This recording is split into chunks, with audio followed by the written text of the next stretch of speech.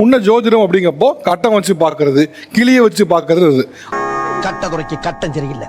நல்ல சீட்டா இது ஐயா கிட்ட திறந்து காமிக்கலாமா? நம்ம பேச இருக்க தலைப்பு என்ன அப்படின்னா, விதவிதமான முறையில் எதிர்காலம் கணிப்பவர்கள் பிசினஸ் அதை நோக்கி கேள்வி எழுப்புவார்கள்.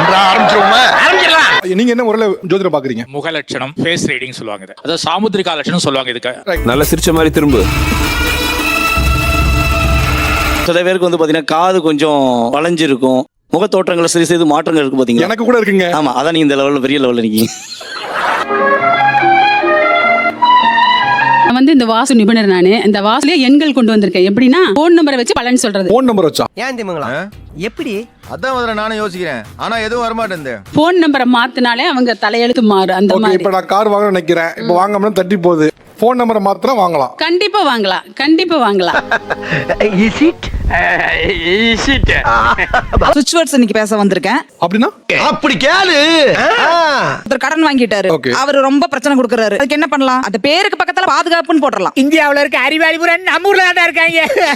கண்ணு வைக்காத. இதுல கண்ணு வர வைக்கிற ஒருத்தர் கடன் கொடுத்திருக்காரு எனக்கு. அவர் கடனை கொடுன்னு எனக்கு கேட்டே இருக்காரு. இப்ப வந்து அவர் பேர் சுபாஷ் அப்படின்னா சுபாஷ் பக்கத்துல பாதுகாப்புன்னு போடணுமா? பாதுகாப்புன்னு போட்டுக்கலாம்.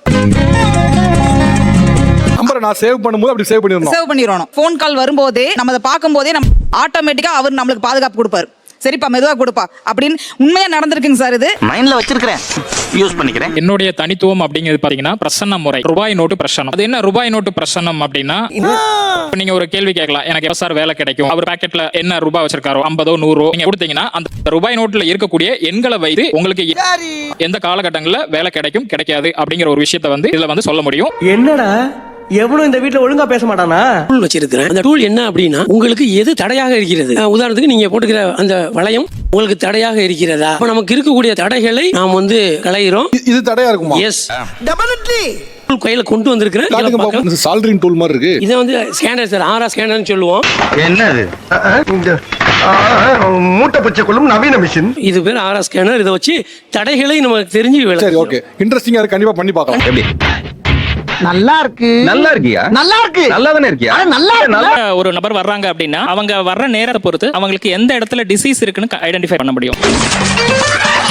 அதுக்கு பேர் ரோக பிரசன்னம்னு பேரு. இந்த நேரத்துல ஷோ பண்றோம். இப்ப இதை வச்சு ஏன் எதிர்காலம் சொல்ல முடியுமா?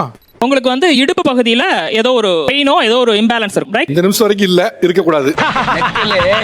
அசிங்கப்பட்டான் ஆட்டோக்காரன். நான் ஈலிங் ஜெம் ஸ்டோன்ஸ் அப்புறமேட்டு ஸ்விட்ச் வேர்ட் பத்தி பேசுறேன். எல்லாரும் ரத்தினங்கள் அது ரத்தின கற்கள். ஆனா நான் ஈலிங்கே கொடுக்குறேன். எப்படி எப்படி எப்படி எப்படி எப்படி உங்களுக்கு என்ன ஒரு நோய் இருக்குன்னா அதுக்கே நான் ஜெம் ஸ்டோன்ல தீர்வு கொடுக்குறேன் நான். அதுக்கு எப்படி கல்லு கொடுப்பீங்க? ஆமா, ஜெம் ஸ்டோன்ஸ் இருக்கு உங்களுக்கு. எல்லா எதுக்கு வேணா கொடுக்கலாம். நர்வஸ் இஷ்யூஸ்க்கு கொடுக்கலாம், உங்களுக்கு சுகருக்கு இருக்கு ஜெம் ஸ்டோன்ஸ், உங்களுக்கு ஃபெர்டிலிட்டி மகப்பேறுக்கு ஜெம் ஸ்டோன் இருக்கு. என்னடா சொல்ற?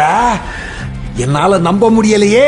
அதுக்கு என்ன பண்ணுவீங்க? இருக்கு, அதுக்கு ஜெம் ஸ்டோன் இருக்கு. நாங்க சொல்றபடி அந்த ஜெம் ஸ்டோன் அவங்க எடுத்தாங்கன்னா கண்டிப்பாக அவங்களுக்கு மகப்பேறு உண்டாகும். இல்ல ஜெம்ஸ் என்ன கையில போட்டுக்கணுமா? கையில போடணும். ஒரு சிலது வந்துட்டு ஒரு பாட்டில் ஒரு சில நாங்க சொல்லுவோம், அந்த பாட்டில நைட் போட்டுட்டு காலையில இருந்து தண்ணி குடிக்கணும். என்னடா நடக்குது? இந்த கர்ப்பப்பையில ஒரு சில கிருமிகள் இருக்கும் பாத்தீங்களா, அந்த கிருமிகள் அழிஞ்சிடும். அந்த கிருமிகள் அழிஞ்சாலே அவங்களுக்கு வந்துட்டு அவங்க ஆட்டோமேட்டிக்கா கர்ப்பம் வந்துட்டு அவங்க தரிப்பாங்க. எப்படா? என்ன ஏதுன்னு கேட்காம நான் சொல்றதெல்லாம் அப்படியே நம்புவேன்னு சொல்லு. அப்ப நான் உனக்கு சொல்றேன். கண்ணாடி பாட்டில்ல ஒரு கல்ல போட்டு அதை தண்ணியை ஊற்றி குடிங்கிறது கொஞ்சம் ஆபத்தா இருக்கு. சொல்வது என்ன கல்லுன்னு யாருக்கும் தெரியும். கண்ணாடி பாட்டில போட்டு தண்ணியை ஊத்தி தண்ணியை குடிக்கும் போது ஆகலாம். ஒரு உயிர் இல்ல, 2 உயிர் இருக்கு. அப்படி கேளுங்க, அறிய வரட்டும். இவங்க வந்து உங்களுக்கு எங்க மச்சம் இருக்குன்னு சொல்றீங்களோ அதை வைத்து அவங்க வந்து உங்களுடைய எதிர்காலம் எப்படி இருக்குன்னு சொல்லுவாங்களாம். அது எப்படா முடியும்? எனக்கு வந்து கண்ணு கிட்ட இங்க மச்சம் இருக்கு, அப்புறம் கழுத்து கிட்ட மச்சம் இருக்கு, அப்புறம் முதுகுல ஒரு மச்சம் இருக்கு. போதும் போதும் லிஸ்ட் பெருசா போய்கிட்டு இருக்கு. அம்மா சொன்னாங்க கண்ணுக்கு கீழே அது வலதா இடதாமா? வலது. வலது. வலது கண்ணம் அப்படின்னும் போது ஆளுமை மிக்கவர்களாக இருப்பாங்க, குடும்பத்தை தன்னுடைய கட்டுப்பாட்டில் வைத்துக் கொள்ளக்கூடியவர்களாக இருப்பார்கள். முதுகுல மச்சம் இருக்கிறவங்க பொதுவாகவே அதிர்ஷ்டம் நிறைந்தவர்கள். ஏப்பா அப்படியெல்லாம் ஒண்ணு இல்லையே. இப்போ உங்களோட எதிர்காலத்தை என்ன? இவங்க சொன்னாங்க இல்லையா, எனக்கு அதுல உடன்பாடே இல்ல. கேட்டா ஆளுமை திறன் உடையவர்கள் நாங்க. நான் டம்மி பீஸ் வீட்ல. டம்மி பாவா. ஆனா உலகத்திலேயே எவ்வளவு டம்மியா இருந்தாலும் நாளா எவ்வளவு பெரிய ஆள் தெரியுமான்னு தான் பாத்துருக்கேன். முதல் முறையா நான் ஒரு டம்மி பீஸ் இவ்வளவு பெருமையா சொன்ன ஒரு நீங்க தான். பட் உங்க நேர்மை எனக்கு ரொம்ப பிடிச்சிருக்கு. நானு இங்க வர்றதுக்கே ரொம்ப கஷ்டப்பட்டு தான் வந்தேன். எதுக்கு அங்கெல்லாம் போறேன்? உனக்கு என்ன தெரியும் பேச? வீட்ல இரு. இவ்வளவு எதிர்ப்பை மீறி நீங்க வந்திருக்கீங்க அப்படின்னா அதுதான் படம் இல்லையா? அப்ப நான் அதை சொல்லாம மட்டும் தான் அந்த அம்மா சொல்லிருப்பாங்க. அதை கண்டு விட்டாளையா, சூச்சமத்தை கண்டு விட்டாளே. ஃபேஸ் ரீடிங் ஒருத்தர் சொன்னீங்களா யாரு? அப்ப நீங்க வந்து முகத்தை பார்த்து அவங்க எதிர்காலம் எப்படி இருக்குன்னு சொல்ல முடியும் உங்களால. ஆமா, டெபினெட்லி.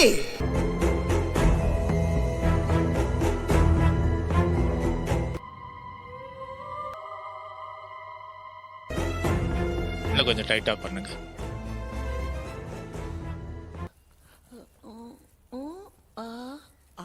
என்ன தெரிகிறது? போறோம்.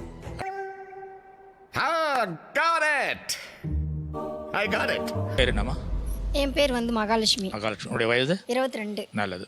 இப்பதான் பிரைட் ஆரம்பிக்கிறான். பிறந்த வீடுன்னு எடுத்துட்டீங்கன்னா ரொம்ப ரிச் இல்ல, ரொம்ப ஏழ்மை இல்ல. இந்த வயசு வரைக்கும் பசி பட்டினி இல்லாத வளர்க்கப்பட்ட பெண். நடுத்தர குடும்பமா இருந்தாலும் எந்த ஒரு ஸ்ட்ரகிள் இல்லாத வளர்க்கப்பட்ட பெண். எந்த வித சிரமமும் இல்லாம வளர்க்கப்பட்டிருக்கீங்க. அவர் சொல்லுதுன்னா எந்த வித கஷ்டமும் இல்லாம கஷ்டமே படம் வளர்ந்துருப்பீங்க. இல்ல சார், செம்ம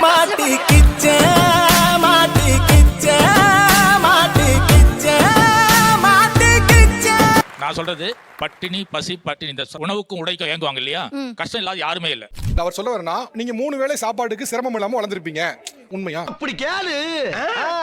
சொல்லுடி. அப்படின்னு சொல்ல முடியாது சார். சில டைம் வந்து நான் கஷ்டப்பட்டு இருக்கேன் சாப்பாடு கஷ்டப்பட்டிருக்கீங்க. உண்மையா கஷ்டப்பட்டிருக்கேன் சாப்பாட்டுக்கு. சரி, ஓகே. ஒவ்வொருத்தருக்கு வேகத்தை பார்த்தோம்னா அவன் அருமை வறுமைக்கு ஆபத்து வந்துரும் போல் இருக்கடா. கஷ்டப்பட்டிருக்கீங்க. உண்மையா கஷ்டப்பட்டிருக்கேன் சாப்பாட்டுக்கு. சரி, ஓகே. ஓகே, ரெண்டாவதுங்கய்யா. ரெண்டாவது நெக்ஸ்ட் இப்ப என்ன சொன்ன வயசு? 22. இன்னும் 4 வருஷத்துக்கு ஆனாலும் உங்களுக்கு திருமண தடையா இருக்கும். இந்த இடம் தான் தெரியல இடம். மனசை தேத்திக்கங்க, பயந்துறாதீங்க. இந்த 4 வருஷம் முடிஞ்சு 26க்கு மேல திருமணம் பண்ணும்போது நிச்சயமாக உனக்கு என்னாச்சு? மேரிடா? இல்ல புரியல. மேரிடா நீங்க? ஆமா. இவருடைய வாழ்க்கை இருங்க சார், சொல்லி முடிக்க இந்த ட்விஸ்டே முடியல. இன்னைக்கு எனக்கு ஒண்ணுமே புரியல. அதுதானப்பா எனக்கும் புரியல. என்னதான் சொல்லி முடிய சொல்லி நான் வெயிட் தான் பண்ணியிருந்தேன். அவர் கண்ணா சொல்லியிருந்தாருன்னா அது போட்டு கல்யாணம் சொல்லி பரல எடுத்தோடனே உடம்ப இரும்பாக்கிக்கடா. அடமலா ஆரம்பிச்சு வெளுத்து வாங்க போகுது. எங்க வாங்க. ஆனா டீ மியூசிக் ஏத்த மாதிரி ஸ்லோ மோஷன் நடந்துற பத்தி நீங்க ஃபேஸ் ரீடிங் வச்சு ஒரு கல்யாணம் இருக்கு இல்லனா சொல்ல முடியாதா? அதுக்கு தான் உட்கார்ந்து பேசுறது. ஒரே டக்கு இது வந்து நின்னா சொல்ல முடியாது. இல்லங்க. என்ன இன்னைக்கு ரொம்ப ஜாம் ஆகுது. இந்த கைத்தட்டுகள் முட்டாள்தனமான கைத்தட்டு. என்ன திட்டினா கூட பரவாயில்ல. என்ன சிரிப்பு ராஸ்கல். ஒரு விஷயத்தை ஆராய்ஞ்சு செய்ய விஷயங்கள். இது வேடிக்கை பார்க்குற விஷயம் இல்ல. மத்தவங்க பாராட்டுறதுக்காகவோ என்ன புகழ்ந்துக்கிறதுக்காகவோ இங்க பார்த்ததால எனக்கு ஒரு 10 கிளைண்ட் வரதுக்காகவோ நடக்கிற விஷயங்கள் இல்ல. ஒரு விஷயத்தை முழுமையாக பேசும்போது அதை கூர்ந்து கவனிக்கணும். இந்த அட கொஞ்சம் சும்மா இருயா, மனப்பாடம் பண்ணி ஓட்டிக்கிட்டு இருக்கேன். நான் சொல்ற அந்த 4 வருடத்தில் சக்சஸ்ஃபுல் இருக்காது. அதுல பிரச்சனைகள் இருக்கும். அதுல இருந்து அச்சீவ்மெண்ட் இருக்காது. ஓ, நீ அப்படி வரியா? நான் ஒரு சின்ன கிளாரிட்டி கொடுத்தேன். எல்லாருக்குமே இருக்க கேள்வி என்னன்னா, முகத்தை பார்த்து சொல்லும்போது கல்யாணம் ஆயிருக்கு ஆகலன்னு சொல்லியிருக்கலாம். நீங்க ஆனா அப்படி சொல்லலைங்கிறது தான் வருத்தம். ஒன்னும் பிரச்சனை இல்ல. இப்ப இவர்களை அனுப்பிடலாம். உட்காருங்க. அப்பாடா. எல்லாரும் ஆர்வமாக எதிர்பார்த்து கொண்டு ஆவலாக இருந்த தி கன்மேன். வாங்க வடிவேல் வாங்க.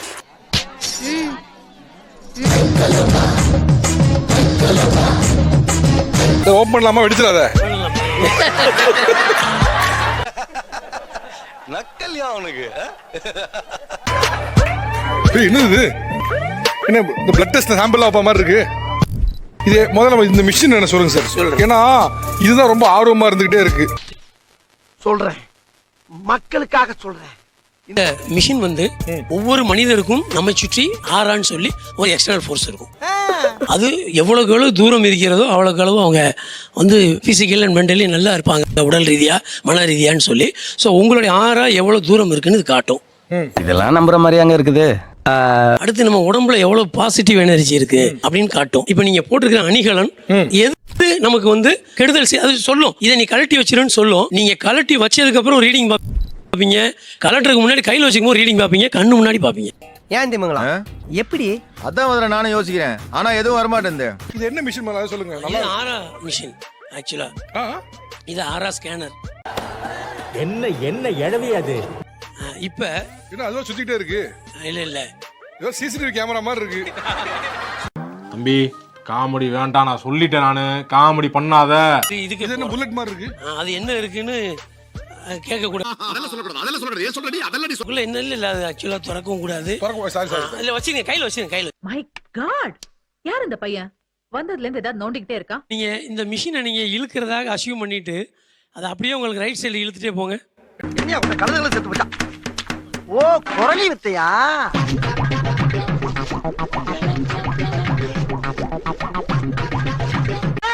நல்லா சர்க்கஸ் பண்றான் நீ. ஸோ இது எதனாலன்னா ஒருவேளை நான் சுத்துறணும்னு நீங்க நினைக்க கூடாது. ஸோ அதுவாக தான் மூவ் ஆகுதுன்னு நினைக்கிறேன். ஆடுகார பயமாப்ல. இவர் வந்து ஒவ்வொரு ஸ்டெப்பா பின்னாடி போவாரு. இந்த மிஷின் வந்து ஒன்று லெஃப்ட் ஒன்று ரைட் மூவ் ஆகும். கடவுள் பேரை மந்திரத்தை சொல்லிக்கிட்டே இருக்கட்டும். அப்படி முன்னாடி நீ சொல்லிக்கிட்டே போ. மந்திரமே தெரியாம எப்படி எல்லாம் ஓட்ட வேண்டியதா இருக்கு.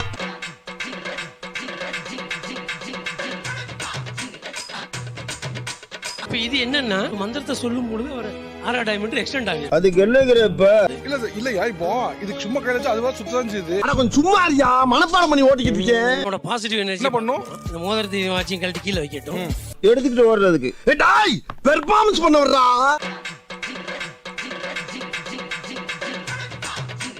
இது என்னது ஆக்ஸ் கேபிள் மாதிரி இருக்கு. இது வந்து அவருக்கு ஆப்டானதா, இது அவர் போடலாமான்னு பாக்குறோம். இப்போ என்னடா சொல்ற? ஆமாண்ணே. ஓகே, இந்த மோதிரத்தை அவர் போடவே கூடாது. இப்போ எது? சரி இப்போ இப்படி பிடிச்சிருக்கேன். இப்போ பாருங்க போடலாம். நீங்க பிடிக்கிறத நீங்க நீங்க நேரா சொல்ற மாதிரியே பிடிச்சிக்கிறேன். ஓட்டி இப்போ ரெண்டு பக்கம் வேற பக்கம் போச்சுன்னா போடலாம். இங்க பாருங்க போடலாம். ரெண்டும் இப்போ ரைட் சைடுல வரும் பாருங்க. வராது சார். இந்த வந்துச்சு பாருங்க. லெஃப்ட் வரும் பாருங்க. வராது. இந்த வந்துருச்சு. அதான் சாம்பார் ஆப் எனக்கு. இப்ப கடுக்கன் மட்டும் ஒன்று இருக்கு. இப்போ நம்ம பாசிட்டிவ் எனர்ஜியை பார்க்க போறோம். பாருங்க, பாசிட்டிவ் எனர்ஜி ஒரு 100 வந்துருச்சு. இது என்ன பிரமாதம்? இதை விட பெசலைட் ஒண்ணு இருக்கு. இந்த மோதிரத்தை கையில மட்டும் சும்மா கையில வச்சிரு. இப்போ என்ன ஆகும்? பாசிட்டிவ் எனர்ஜி அவருக்கு பாருங்க 10% தான் இருக்கு. அட பீத்தரப்பையிலே. இந்த மோதிரத்தை அவர் அணிந்திருக்கும் பொழுது 100% கூடிய பாசிட்டிவ் எனர்ஜி 10% மாற்றி இப்போ 6 கூடி இருக்கு. 1000 பேரை பார்த்துருக்கிறேன், ஆனா உன்ன மாதிரி ஒரு டுபா கூட நான் பார்த்ததே இல்ல. மிகப்பெரிய கோடீஸ்வரர்கள் ஒரு கோடீஸ்வரர் அவங்க பையன்கிட்ட வந்து ஃபோன் பண்ணி சொல்றாங்க, என்னவா இருக்கும்? எனக்கு என்னடா தெரியும், கேளுடா. அவர் ஐ won't believe I am earning 25 lakhs per month சொல்றாரு. சமூகம் பெரிய இடம் போல் இருக்கு. அவர் வந்து நான் வேலையை ராஜினாமா பண்ண போறேன், இந்த மிஷின்ல கேளுங்க அப்படின்னு சொன்னாரு. ஓ அப்படியா விஷயம்? ஆமா, எஸ்ன்னு சொன்ன உடனே ராஜினாமா பண்ணாங்க. சோலி முடிச்சு அவங்க ஒரு கம்பெனி ஆரம்பிச்சாங்க. அதுல வேலை பார்க்குற அத்தனையும் இந்த மிஷின் சொன்னதை தான் ரெக்ரூட் பண்ணி இருக்கிறோம். மிஷின் சொல்லுதுன்னா இந்த மிஷின் வச்சு ரெக்கார்ட் பண்ணாங்களா? ஆமா, பக்கத்துல அது அறுவாளையறா, இவனை நான் வெட்டாம விட மாட்டேன். நான் தோணு தப்பா எடுத்துக்காதீங்க. நல்லா கேட்கல இல்ல சார், இது ரொம்ப முட்டாள்தனமா இருக்குல்ல சார். என்னடா புசுக்கு மலையாளம் பேசிவிட்ட? இன்ஜினியரா இருக்கான். ஆமா வேலை கிடைக்கிறதுக்கு 10 கம்பெனி ஏறி இறங்குறான். ஆமா ஒரு கம்பெனில வந்து கரெக்டா இருக்கப்பா ஆல் சூப்பர் மார்க் நல்லா வாங்கியிருக்கேன்னு செலக்ட் பண்ணலாம். ஆமா. இப்ப நீங்க